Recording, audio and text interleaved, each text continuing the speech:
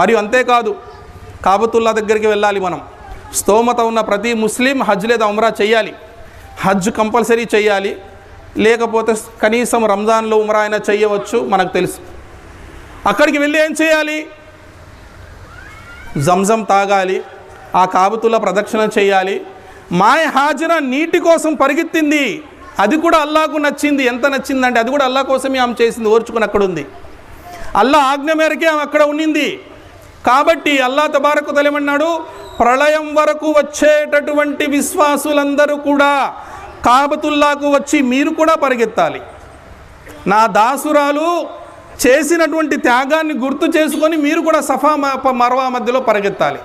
అంటే ఇతర ప్రవక్తల జీవితాలు థియరిటికల్గా మీరు అర్థం చేసుకుంటే చాలు, కానీ ఇబ్రాహీం అలైహిస్సలాం వారి జీవితాన్ని ప్రాక్టికల్గా మీరు కూడా చేయాలి అని